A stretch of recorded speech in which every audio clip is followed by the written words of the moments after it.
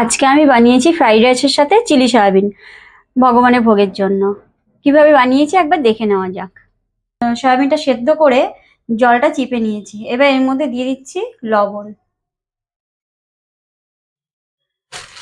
তারপর দিয়ে দেবো 2 চামচ ময়দা, এবার দিয়ে দেবো কর্নফ্লাওয়ার,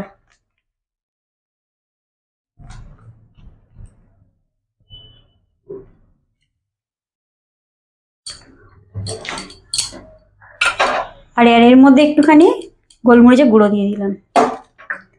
দিয়ে এবার এটা আমি ভালো করে মেখে নেব।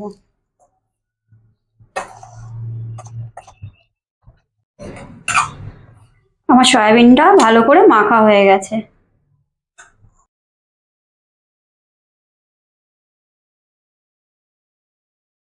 আমি সাদা তেল দিয়ে দিয়েছি, সাদা তেলটা আবার গরম হয়ে গেছে। এবার আমি অল্প অল্প করে ছাকা তেলে সয়াবিনগুলো ভেজে নেব।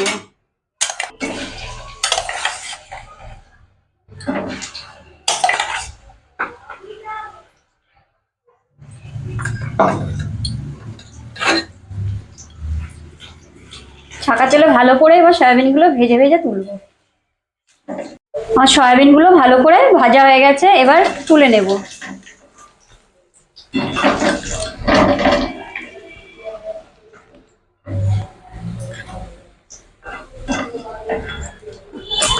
সয়াবিনগুলো ভাজা হয়ে গেছে, এবার এই তেলে দিয়ে দেবো ক্যাপসিকাম। ক্যাপসিকামটা হালকা ভেজে তুলে নেব।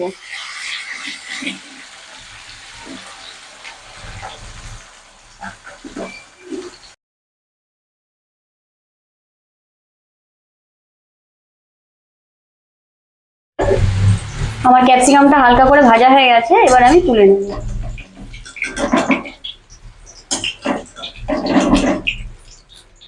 এবার এই তেলটার মধ্যে দিয়ে দিচ্ছি কাঁচা লঙ্কা,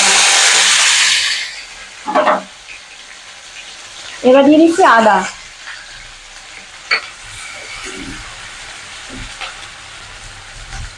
দিয়ে দিচ্ছি গোলমরিচের গুঁড়ো, আর দিয়ে দিচ্ছি কাশ্মীরি লঙ্কা গুঁড়ো, দিয়ে দিচ্ছি হলুদ,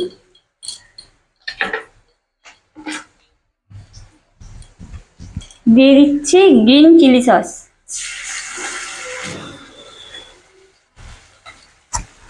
দিয়ে দিচ্ছি red chilli sauce. Red chilli sauce, green chilli sauce বেশি দিয়ে দিলে পরে টক হয়ে যায়। এবার দিয়ে দিচ্ছি পেস্ট করা টমেটো। আমি এখানে 2খানা টমেটো দিয়েছি। গ্রেভিটা থেকে এবার তেল ছেড়ে দিয়ে দিয়েছে, এবার দেবো টমেটো সসটা।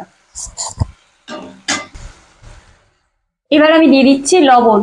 লবণ সয়াবিনে আমি আগে মেখে রেখেছিলাম, সেই জন্য লবণটা অল্প করে দিলাম, আর এই সসগুলোর মধ্যেও লবণ আছে। এবার আমি দিয়ে দিচ্ছি সয়া সস।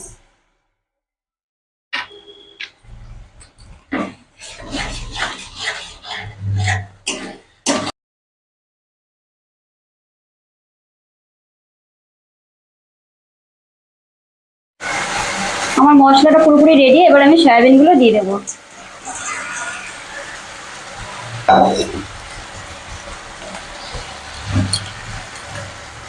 একটু জল দিয়ে দেবো, দিয়ে এবার ভালো করে নেড়ে নেব।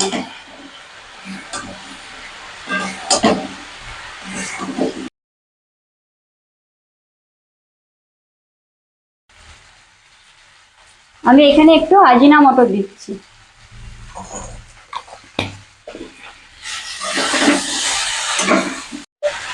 এবার আমি এর মধ্যে জল দিয়ে দিচ্ছি।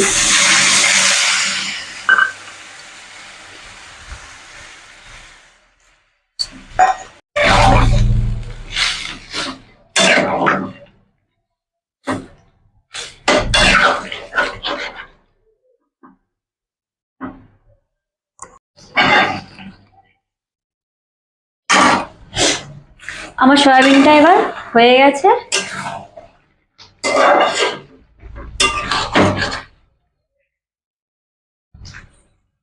এবার আমি এর মধ্যে ধনেপাতা দিয়ে দেবো।